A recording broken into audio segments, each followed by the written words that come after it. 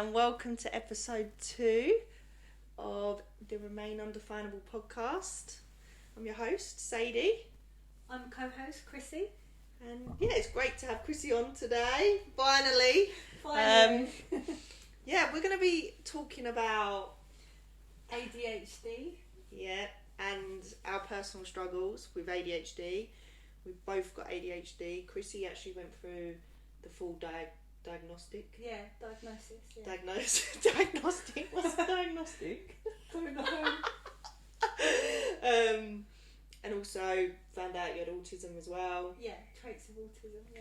So there's major, I'd say, there's a spectrum with both. Huge spectrum, yeah. With both. So it's really hard for us to go, this is ADHD. We're just going to talk today about our experiences, our struggles with it, because it is a mental health. It's a daily struggle. Yeah, definitely. Yeah, so... but it doesn't define you. No, there you go.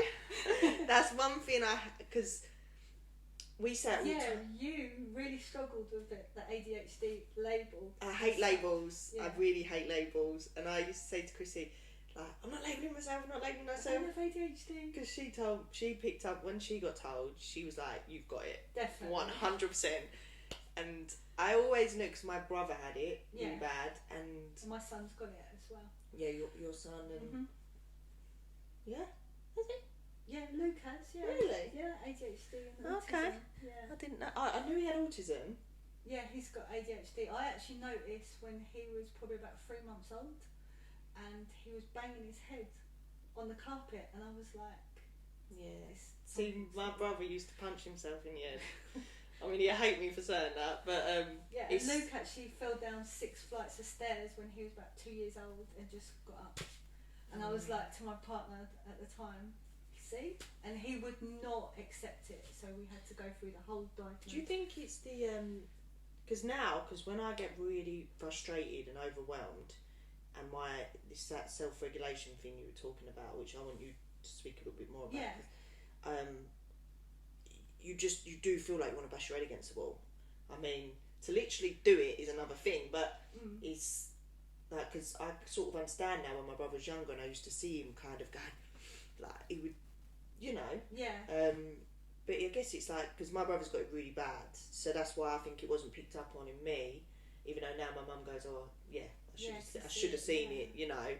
We need to touch on that point, actually, about girls. So girls tend to get diagnosed much later on in life, and 70% of women, actually older women, don't get diagnosed at all, and there was a percentage of, it was like the age of 12 was the late diagnosis for girls. I think girls tend to mask it, and I mean, I've masked it my whole life. I did as well. I wouldn't show anxiety, and I would always, if I felt it, it was kind of like I was ashamed of it. That makes sense. If I felt low, or it was like I would hide away. I can't explain it, or I'd just... But how did that make you feel at that time? I don't think I was aware. I think I just thought I was feeling sad or low. I don't think I had the self-awareness. Like, I just felt... Because if I ever felt sad, or I would just go train or run up and down the stairs. It was always like... You channeled it. I channeled, and then it weren't until I started getting older, and... I think I stopped wanting to chat. I started wanting to understand myself and stopped wanting to channel all the time, and started wanting to go, why do I get so angry, and why do I, like, because the anger was when I'd channel, I'd go, because fuel, isn't it, pain and emotions, and I definitely was always motivated by my emotions, always. Yeah, I think because it's a big part of you, isn't it, your emotions, and like trying to understand it as well. Big part of ADHD as well. Yeah, definitely. I would say when I was younger, it was drugs and drink. Just because your emotions, masking. Yeah. And I think touching on that with ADHD, you're extremely emotional. You feel a lot of emotions. That's why ADHD medication that they put my brother on it numbs you. Yeah, and it's not, they numb you, because a lot of ADHD is not being able to regulate your emotions, not being able to rationalise, and not being able to There's studies now though, because it's so different in men and women. There's even a spectrum to ADHD now. So you see the negative sides, but you also see positives. But then there's a spectrum within that as well. So like the non-regulation, hyperactivity, hyperfocus. Then you've got the other side of that, side. Like an innative. Yeah, innative, and then not being able to like communicate things and stuff like that. But I think with boys particularly, it comes out with them a lot earlier with the anger and the frustration. Yeah. Whereas girls are quite controlled with their emotions when they're younger. It's as we get older, then our emotions start to develop as we go through puberty. Yeah. So it's trying to like, I think for me, I've always just been didn't want to stand out too much. I knew that I was different to everyone else, so I masked it. The innate, you got the hyper. So I was kind of someone that really put myself out there, was hyperactive. Yeah, and I was the opposite. I was a lot, and you were someone that kind of hid behind the curtain and would hide and go. Yeah, like it was something I was reading up on not long ago, because I've never really been the innate type. I've always been very hyperactive, hyper and out there. And if I weren't that side, as I said, I felt shamed and I wanted to hide away. But this side where you're kind of, I guess, where you didn't understand yourself. Why do you think you masked it and felt like that though? Because I just felt like I struggled with eye contact for a lot of years. I had to learn how to do eye contact. I read that about you really focus on eye contact because you know that you struggle with it. Yeah. And I felt awkward with eye contact. I wasn't very touchy-feely person and stuff like that. So I wasn't brought up around people being touchy and feely in eye contact. So when I found out I had the autism, it kind of all made sense, because even my brothers and sisters have the same traits as well. So it's like, this all makes sense. Like I was in a whole family full of people with neurodiversion. Yeah. And autism is a struggle within itself. With the people skills and the eye contact. Yeah, I learned how to do it by looking at other kids. I mean, I think maybe because we both got the ADHD, and I don't know whether that's a connection in itself, but I've never noticed it with you. I'd noticed it with you with other people. Yeah, you noticed it when we went away, didn't you? Oh, when we had a weekend, we had a weekend away, and I just noticed she went all in herself, and didn't you? You was all like, and I just went, are you okay? You're alright. Are you feeling okay? I knew I could tell you was Sentry Overload, or all that kind of thing. And that's in the autism as well. Like with the autism, I have quite sensitive to sound and pitch and things like that. So that's why I struggle with like big groups, and like even doing my course at the weekends, like doing the boxing. Everyone was so loud. And it felt like the walls were like caving in. I was going to say, with your Sentry Overload, because for me, if I've got a lot on my mind, I'm stressed, I'm overwhelmed, then sound, like I'll be in the bath trying to switch off, and I might have a lot on my mind and be stressed. Turn telly off. Oh, yeah, literally, I'll shout, go, why is telly so loud? Like, why is it so loud? Can you turn it down? Because I'm trying to regulate my head, and all the sound around me is just making it. That's what Sentry Overload is, when you're like highly reactive to the slightest, because you're just overwhelmed in your head. Like your head is just. I was explaining it to someone on the course at the weekend, and they were like, "Well, what is it like to have ADHD?" And I said, "Well, it's like having all your computer tabs on, a fizz in your head the constant time." Which I have got all my computer tabs on. That does my head in. I can't be dealing with that.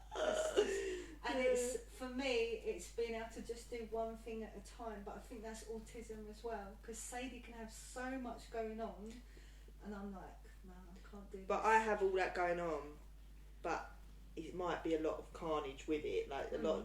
I've learned to have more strategy and planning. Yeah. That's been really hard for me. That's something that I used to be carnage, didn't I? Like million one things. Her training used to be so hectic. Because I struggle to focus on one thing. Like I can't do the hyper focused on one thing. I'm like, I'll be watching something. I'll be like, what's that there? There's a bird. Oh yeah, there's a bird. There's a plane. And then I'll be like, then I'll start talking about something random. Like my Sam did a really funny impression of me the other day. Like he walked up to the chessboard, went, "Oh, chess," moved to chess thing. Then he went, "Oh, we have coffee." and then it was just so funny because it is like how my brain is. Yeah. There's never a sit down moment. And the other Yeah. day he came in and he was doing something very like obsessive, and I went, "Can I have a bit of your attention, please?" And he was like, "This is you 24/7, obsessing over little things, never in the room, never focused." And I was like, "Oh fuck, it is, yeah." You've got the OCD with the ADHD. OCD, obsessive, impulsive, compulsive. Compulsive, yeah. ADHD makes you very compulsive. But my OCD is very bad. It can be at times. But it gets worse when I'm struggling mentally. So if I am, we call it, I used to hate saying it, but we say I'm having a bad ADHD. I'm having a bad ADHD day, or you know, I'm not in a good mental place today. And often I didn't even know. I would go on a cleaning rampage and be overwhelmed. It wasn't until Chrissy used to come around my old place, and she would say like, she'd go, "You alright?" Because she'd see me like not relaxing. She'd be sitting down, and I'd be giving her a tissue for her hands after eating, and just be very, very over focused with my OCD. And she would go, "Why do you think you use the cleaning?" I don't know. I think because it helps my mind. Like, I think once I've got a clean house, it's almost like I'm cleaning. It is like, I saw a thing on that actually the other day, on like a video on that, and it's almost like when I'm cleaning, seeing things clean, it's like my mind's getting clearer, and it is like, I don't know what it is. The cleaner thing. My ADHD's You're the disorganised. I'm the disorganised. I'm the one. So if you see a meme of ADHD, my house is a meme of ADHD. So you have the kitchen is perfect, the living room is perfect, but then there's cupboards and drawers that no one can see, but it's carnage.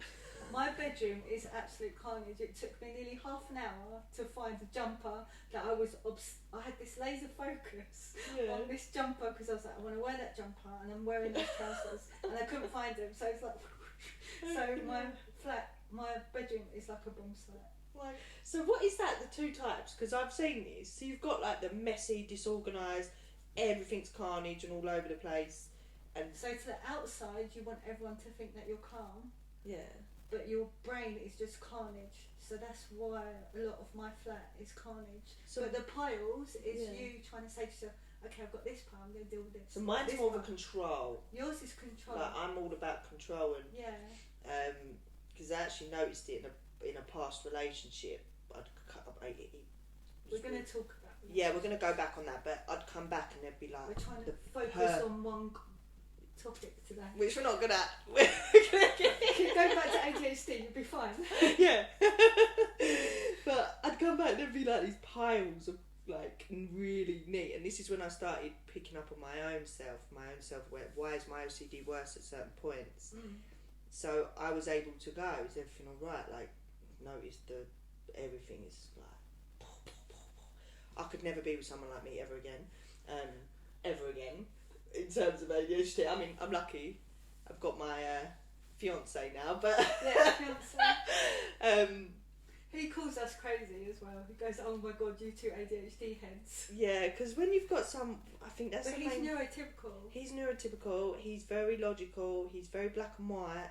And with ADHD, it's not like that. And I used to say to him like, it's not always black and white. You've got grey areas. There's grey areas, and to him, there ain't grey areas. It's like, no, this is how it is. Yeah, this is how it's not. We're gonna put this in this box and do it. Whereas me, it's just like a big grey area all the time in my emotions and myself and the way I think and the way I feel. It's never black and white ever. But yeah, it'd be nice to be like that. What, black and white? Yeah. I'd love to have a black and white mentality, but I've learned it's never going to be me. It's not going to happen, no. I'm always going to be a worrier, stress head, so it's just learning to manage that and find tools and methods that help with that as well. I think that's something me and You've only really come to terms with it, I would say, the last year. Yeah. What would you say was a turning point for it? Because this can help others as well. A turning point in terms of accepting the ADHD. Accepting that I struggle mentally. Yeah. But we'll put a side note to that. Everyone has mental health. Yes. We're just talking that Sadie hates this word, but ADHD, autism, ASD, being on the spectrum is a mental health condition. So it's either you've been self-diagnosed, you've been diagnosed by a specialist, you've been diagnosed by your doctor, you've had the testing, like I've done so many testings now, just to be able to clarify it. So everyone does have mental health. We're not putting that. We're just saying everyone it has is a their condition. Yeah. Like, you may be resonating with a lot of what we're talking about, and you're like, well, I haven't been told about ADHD. Yeah. This is where I say being labelled and diagnosed, and that, yes, it will help you if you can go get diagnosed by someone, but you can It's a really long waiting list. Yeah, it's a long waiting list, and you know what, you can pick up, start journaling, start research. I don't journal. I mean, I like to think I journal, but it's very rare that I can sit down. I tend to do it in my notes on my phone now. If I'm overwhelmed by emotions, I just write down what I'm feeling, and it helps me regulate. Yeah, so someone with autism, what I found was really helpful was to speak it into my notes and go back to it later on. Like a vlog. Instead of a blog. Yeah. So instead of blogging, you're vlogging. Yeah. But what was the turning point? The turning point. See what we're like. It's good though, because someone with ADHD who's watching this will go, oh, that's me and my mate, or that's me and my sister, or that's me and my brother. It's like but a million miles an hour. Right, the turning point. Turning point was, I guess, meeting my current partner and just having someone finally try to understand me and support me and be kind. Like, having someone give me that I've always had it with you, but having someone give me that kind patience, not react to me all the time, and like ask me what's going on, how you feeling, and I guess having that kindness from someone else allowed me to go, wow, like why can't I do this for myself? Why I haven't, like, my, you know, we all grow up in certain families, and my family's quite we're not very, a bit harsh. We're a bit harsh on each other. We're not good at vulnerability, all of us. My nan's never had it, my mum didn't have it, so we're all quite tough love, and therefore we don't tend to accept that love easily, like hugs and things. Yeah. So I think we used to be very anti-hugging. Yeah, no. I mean, I like a hug. I like giving a hug, but I don't like a hug given to me. It's weird. Yeah. It's weird. I'm not good at accepting hugs, but I can give hugs. I'm getting better with the hugs. She's getting better, yeah. But it depends if our ADHD's bad, I've noticed that. What? If one of us is in one of our ADHD heads. Yeah, it's just, because you start, it's hard to explain. But it is hard to explain. The turning point, I'd say, was just vulnerability and going and just sitting with myself and going, you're not okay at the moment, and it's fine. Like, it's I think fine not to be okay. I struggled with vulnerability, and I struggled with feeling weak, because I've never had someone open their arms out for me. Yeah, but vulnerability isn't weakness. It's not. Vulnerability is not weakness. It's actually strength. It's the biggest strength you'll ever have when you step into your vulnerability. But I was scared of my vulnerability because I was never allowed to. I'd never been asked how you feeling today. Growing up, like, I didn't get asked how you feeling. Yeah, sometimes I'd ask Sadie if she's okay, and she'd be like, just don't. I'm like, yeah, fine. Were you asking me if I'm okay? Yeah. What's wrong? Once I got to a point, the turning point of sitting with myself, being kind with myself, and building. It's really important. Building a relationship with myself. I was what. It just allowed me to kind of go, you're not okay, you know, you do suffer mentally, you do have anxiety. Them days where you do want to just lay in bed all day is a bad ADHD day, or a bad mental health day, you know? And a lot of us have it now, and yeah, definitely, yeah. It's definitely spoken about a lot more, but I think the turning point was just being vulnerable, accepting love, first of all from myself, and then from a partner, allowing it from a partner and others and friends, and you know, not being defensive and not being I'm fine, and just hard shelled all the time. I think don't get me wrong, I'm a tough cookie, but there she is again. Look, I'm vulnerable, but I'm a tough cookie. Yeah, but I think it's good to have both sides, and I think that's good with having ADHD and not masking it. That was the turning point for me, was stop masking it and just being myself, and it helped me find a voice with it, and it would make. I started to be kinder to myself. I started to learn about myself, and having the diagnosis, it was like, everything makes sense now, because I was diagnosed at 13 or 14 with dyslexia, but I always knew there was more to it. Yeah, it's always misdiagnosed as dyslexia. I've massively got that. Yeah, so being at the age now, it was like, oh, okay, everything makes sense. You're not the same as everyone else. It all connects. Yeah, it all connects. It all connects. The back to forth words and the not being able to focus and concentrate and but we all have our strengths. We all have our weaknesses. I call it my superpower now because I understand it. And once you can understand it and you're aware of it, you can thrive on it. You can thrive and you can make that, because when someone with ADHD does focus, the hyper focus is amazing. When you do focus or become obsessive, whichever way we put it. I say hyper focus because it's more positive. What you can accomplish. Yeah, it's like having laser vision.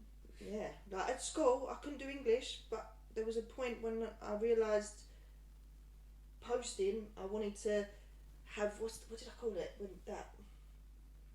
Persuasive writing. I wanted to be able to do persuasive writing, and I got obsessed over Christmas one year with metaphors.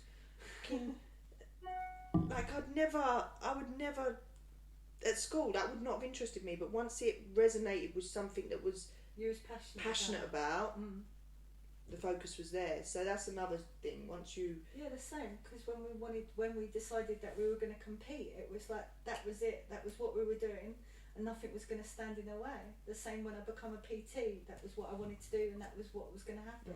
The laser focus and the hyper, what did we call it? I say hyper focus. The hyper focus. It's like laser vision. Is when you put your mind to something, you don't just accomplish it, you smash it. Yeah. And that's the thing. We can get so caught up in the limitations and the struggles that we have. Yeah, everyone sees it as a negative. They don't actually see like how you can channel it as a positive. Because once you understand it, like when we decided to do bodybuilding, when I decided to be a PT, things like that. When I did the PT course, I found it so hard to pass the actual exam, and everyone else had like one textbook and I had like 6. But it was because I needed to know. I sat with someone as well, and I needed to know so much more than just the basics of the course. Because the reason is because of the way an ADHD brain, if we say, or autism, or it's just a different way of thinking. Because like, again, on spectrums, some autistic people, the way they can, the photographic memories, and it's like the thing with ADHD, and what I've found when I've spoken to a lot of people with it, is we break everything down in so many little. We overcomplicate things to understand it to such fine detail that it doesn't make sense, because you're trying to make something that's an egg, a piece of spaghetti. So a way of describing that was a great analogy, wasn't it? Right, so the way a neurotypical person would see something, they would learn it, read it, absorb it and take it in. With ADHD, what I've learnt now is I need to understand the details inside of the details. So it wasn't just the muscle does this, it contracts like this. It's like, well, where's the muscle connected to? Why is it doing that? Yeah, why is it doing it? Yeah, it was like the intricate detail. Once I knew that, then I could translate it into everything. And that's where the positive is, because you don't just want to know it's a muscle that has an insertion and an origin. Yeah. You want to know what are the origins, what and then there's question after question after question, and then you lose again the point of where you're at, what you're meant to be answering. So you go back over it again to learn it again. And that's why things take longer. Excuse me. So it's the finer detail. So like, even with wrestling, when I first got into wrestling, how my brain, and I think that's why it's taken me so long to pick up on the psychology, and going back into it this time I had that, but how my brain would pick up the whole concept of rim work and psychology, it just was a minefield for me. And then to memorise the choreography and everything, but going back into it this time with a new coach who's got ADD, the way he's coaching me, it's like he just gets it, and he'll put it in a way of like, I can't even use some methods, but it just clicks with me. So again, like how you're coached and taught, and it's why we have our with coaching. I think we were very good coaches because we would understand people in such a detailed way. Like we could really tailor to the client's needs because we know. You know, if someone. It's the finer details, and I always go back to when I was learning my personal training, because now I can remember all that knowledge if someone asked me a question about it. And I thought the other day I was really struggling with my course, but it was only once I calmed down and come out of that situation, and then I started to coach what I'd learned, and everything just flowed out, and I was like, oh, so you did learn it at the time. That might be where the autism is. Memory wise, it's like that. Mine's shocking. My memory is terrible, like, but that must be where the autism comes in for you, because there's two spectrums. I've got a fault coming in after a fault, so you might talk to me about something, and then as I said, I'm talking about a spider on the wall, and I'm like, what did you just say? Like, that's literally how my brain is a lot of the time. Whereas, if you're registering, you've got the. But at the time, I thought I was struggling to register it, so I thought I wasn't learning anything. But really, it's going in. Yeah, it's really going in. Yeah, but to a finer detail of understanding it. Yeah, I think, as I said about the spectrums, like me and Chrissy have both got it. She was always someone that wanted to hide behind the curtain with it and not put herself out there because maybe she was afraid she was going to be too much of this or too much of that. Or I think a lot was it to be judged, or just to someone actually go, oh yeah, you are different, oh your brain is different, or you do think different. And I was so like, well, if I just hide, then I can hide everything. I don't need to be that person. But since not masking my ADHD and autism, I've become so much more out there. And more of you. You've become more of who you should be. Who I am, And this is again what we talk about. Don't be afraid of you. Being different. Like when you just said about being different. That is the beauty of becoming who you want to be, because when you are different, But when you grow up, everyone goes, normal. Everyone wants to be normal. At school, you've got to fit in, right? Exactly. I mean, I never fitted in at school. I definitely, I used to call myself a cool geek. Because I felt cool, but I was still a nerd. Like, I full on was a nerd, but I just was me. I've always, but that's something where I've been lucky. I've always had the confidence to be me. Yeah, I didn't have that. And it weren't actually until my late 20s I started, like you said, where it was a turning point. Rather than being that out there, hyper, always happy, always up, like looking for a dopamine high, and it came in many of the wrong forms.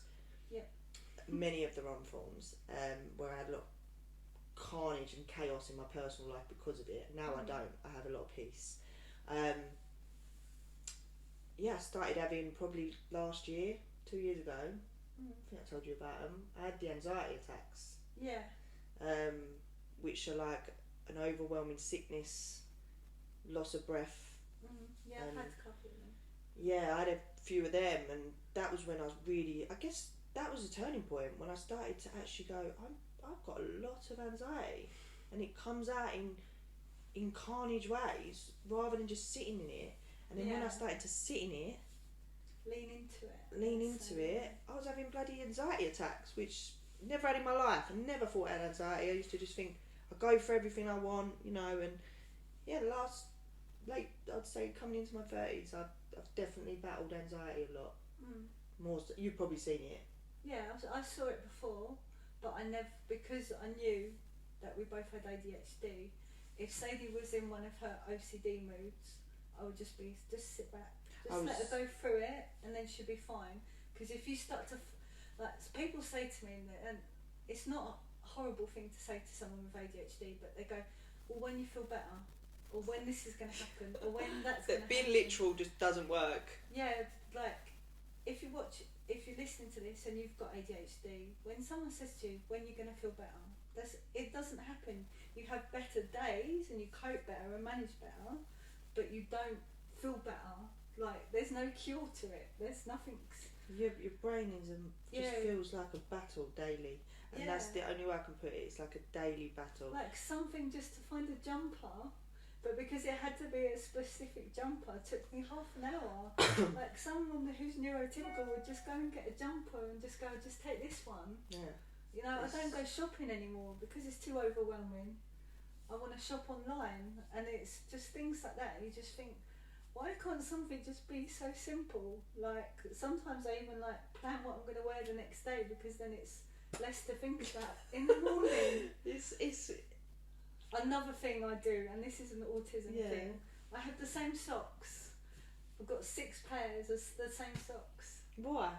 Because it gives me one less thing to think about. Well, matching socks. Yeah, matching socks. I like thinking socks. about socks. I can't stand odd socks. But that's probably where the autism comes in as well. It's both. Yeah, both it's definitely. The OCD with your clothing and. I haven't got OCD, but it's. No, you're far from OCD. You. The thing with the clothing, it's like the texture. If I don't feel comfortable, my feet are going to irritate me all day. Like even these. I find that sometimes with clothes. I hate clothes. I've hated them since I was a baby. But my son's the same. He's always naked. Sorry. Just putting on clothes. It's again a sensory thing, I guess. Yeah, sensory. Yeah. And I'm just like, the less clothes, the better. Always. So I like summer. One of the reasons. Loves summer. But closing this off, it's generally like I think. Talking about the turning points for both of us with managing ourselves, self-regulating, and as I said, just allowing that kindness to myself and not being ashamed and not running from myself all the time. Not being so hard on yourself about it. Like if you're having one of those days, lean into it and just. Sometimes it doesn't even have to be a whole day. You can just think, okay, just sit in peace for half an hour. I mean, or binge watch something and just focus your mind for a little bit. Sometimes you need a day where you just binge watch something useless on TV and just completely not be in your head. Yeah. Like, I'm in my head a lot, and when I start moving, like even just starting the day with going out on a walk. Going out on a walk, it can put you in can completely change your day. Or your favourite podcasts or music. Just come away from your head. That is the main thing I would say with what I've found is I can sit so much in my thoughts that I lose hours, and I'm like, what have I done in them hours? You know, procrastination, and again with that, and that can be paralysing in itself. Because you can be procrastinating, but you're paralysed in what you're doing, so it's stopping you doing something else, and you know you should be doing it. Procrastination is a big thing for me. Like it's been a big. But by planning, you're better at it than I'm way better now because I structure. I make lists. I'm a list. This is where I'm very organised. I'm a list person, and this way you say, how do you juggle so many things? Yeah. I have different to-do lists for different things, and it might be a cleaning to-do list. I might because it's like I said to Sam. You can't be doing that. He's saying to me, "How's your day looking, babe?" And I'm thinking, then I'm like, oh my god, look at that on the floor, I need to clean that. Then I'll end up cleaning the floor for an hour. An hour's gone past, and I'm like, what was I meant to do again? And it's that kind of mindset of just, if I have a list for the whole day, even if I structure in picking up the dog's poo. 4 o'clock. I said, 4 o'clock. See, that will be... That's massively helped me. Like, structuring the whole day with... But that 4 o'clock now is ingrained in my brain. I sent her her day the other day, and I was like, look at my day. I said, I've factored in the cleaning. I just love how we've both got ADHD and in the spectrum, but we're so different. We are very different. Like, in terms of... We're very different, aren't we? Yeah, I can laser focus on one thing at once. You've got so many things. I hate lists, can't stand them. They do my nut in. Cleaning, no, sorry. But the list thing, you might be someone that finds that work for you. Yeah, if you find that works because for you. Because if you are someone that wants to juggle 1,000,001 things, honestly, to-do lists have been a godsend for me. And I'll have a weekly to-do list, I'll have a daily to-do list, and too many. A monthly to-do list as well. Like, have your list on your phone or have them somewhere structured. But honestly, the daily ones has really helped me have structure in my day because I work for myself. Yes. vice versa.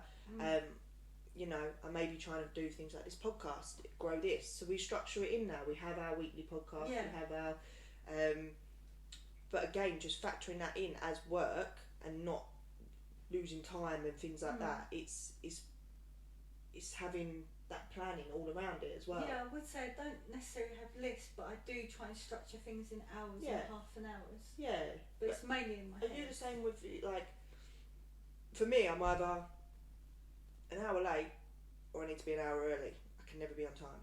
Like, I'm one of these that's forever running late. I'm known for it. So I've got the and I hate structure it. that I'm always 10 minutes early for everything. So you make yourself very early Yeah. on purpose. That's what I'm saying. If I'm not early, I'm late. And I think that's an autistic thing as well. If you're there 10 minutes early, you can self-regulate. And that's how I've learnt to self-regulate, by having that time structure before. Because it used to be, even going into clients, I'd be like, and I'd turn up to clients and I'd be like, I don't know what I'm doing. I don't know what I'm doing. I've been training people for 5 years and I still don't know what I'm doing. I think, yes you do.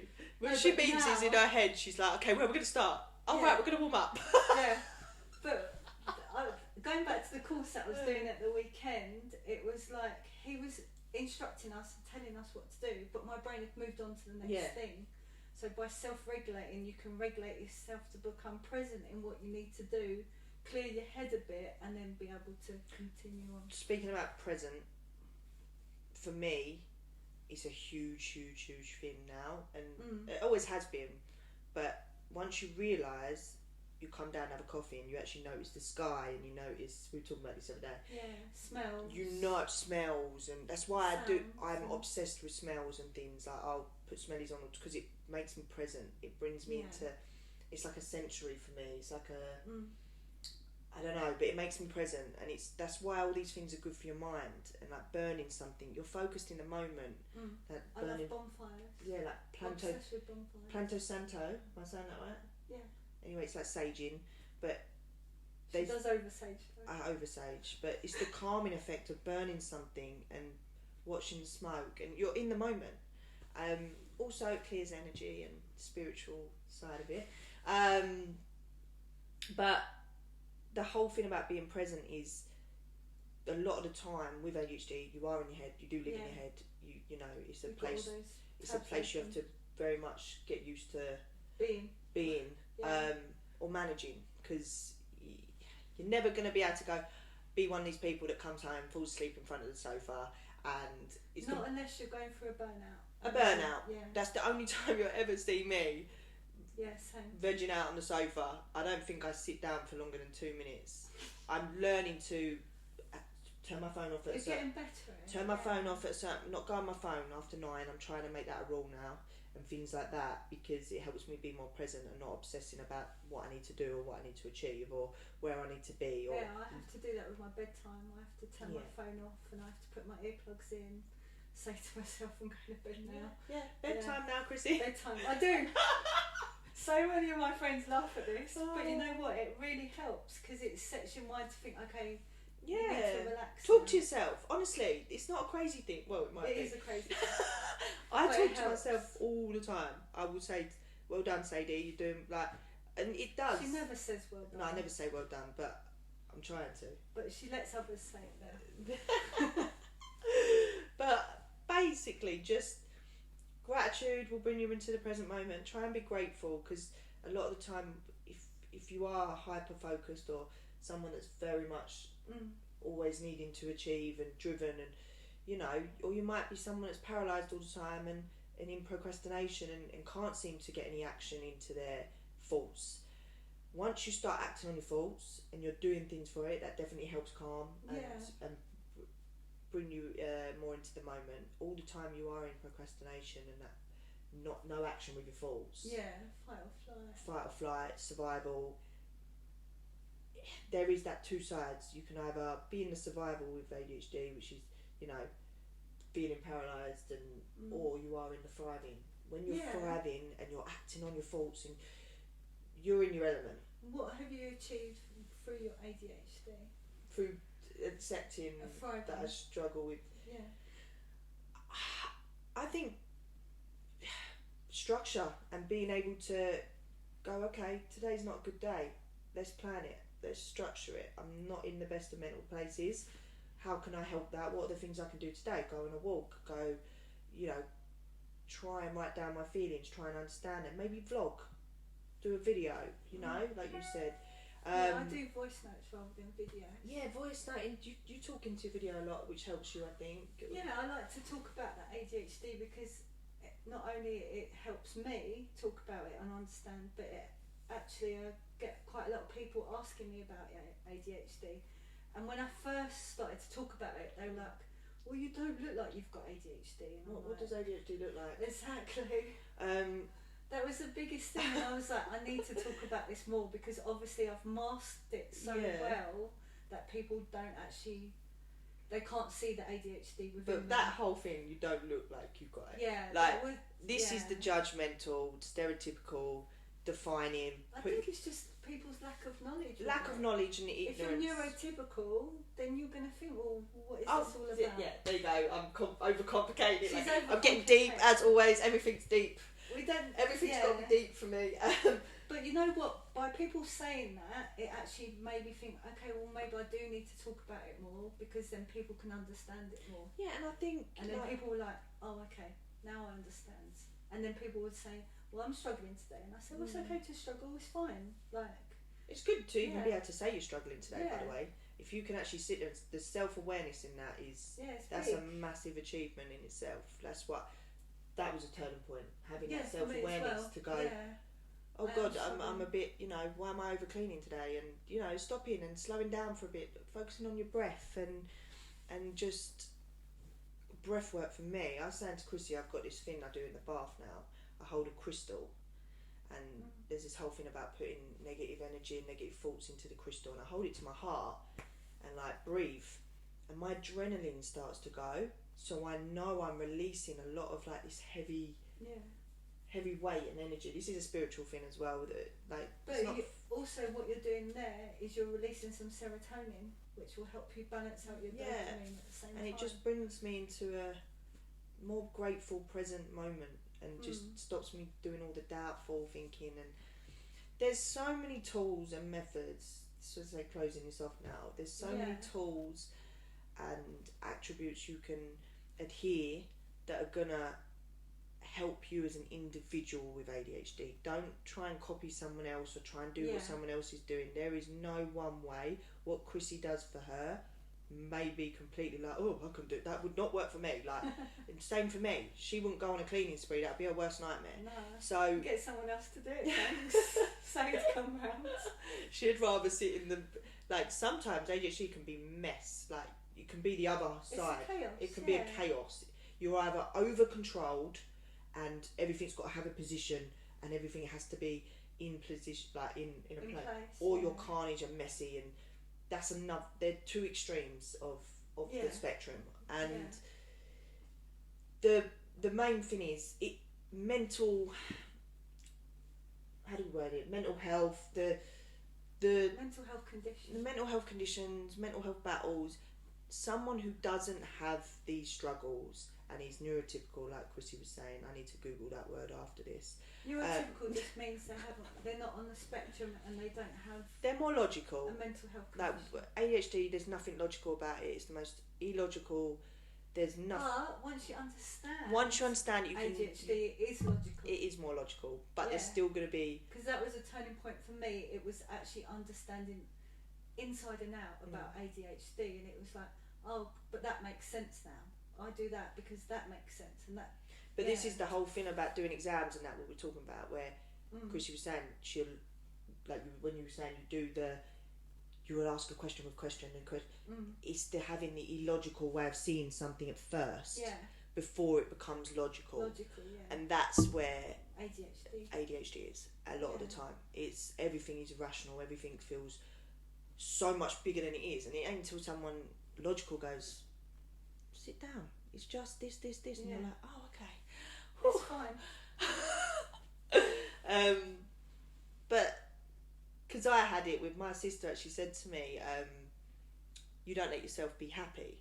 And it's not letting myself be happy, it is just the mental health battle I have on a daily basis with not, I need to achieve this, I need to do this, I need to be here, I need to be doing that, I'm never kind of satisfied in what I'm doing and what I'm achieving. This is where saying well done Sadie every now and again to myself, and like you were saying, I never do that, will bring me into that. But it's not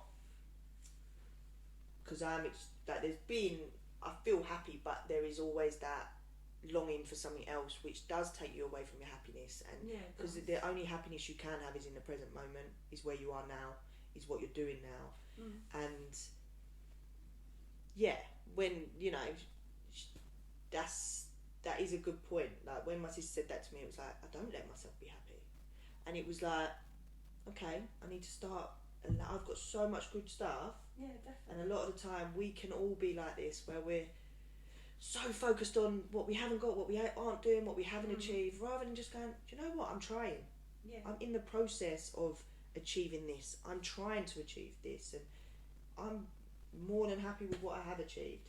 And I think that is one thing with ADHD, is slowing yourself down every now and again and just taking deep breath, maybe two, and just go, I'm doing okay.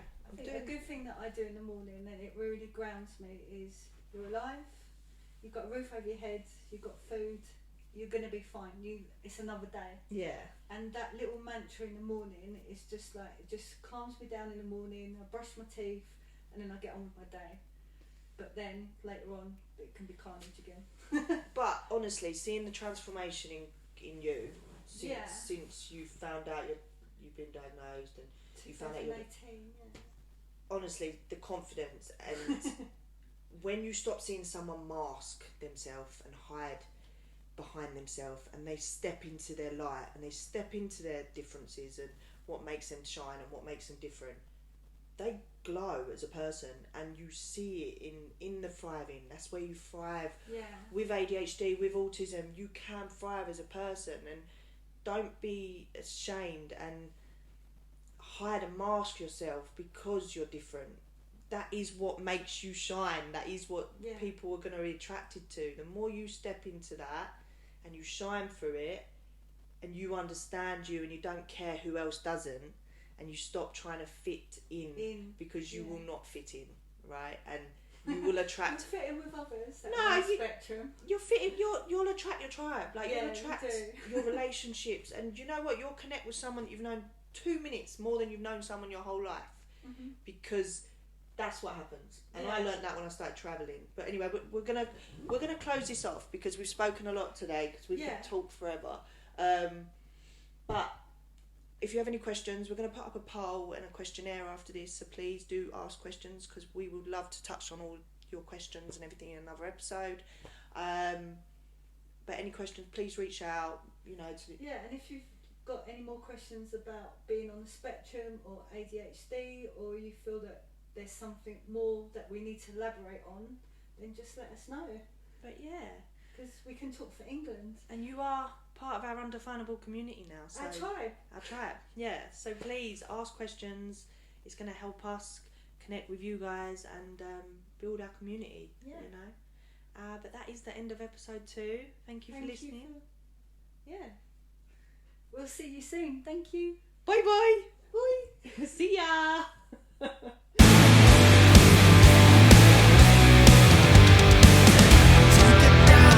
Steps in the darkness, 2 advance, 1 step in the light.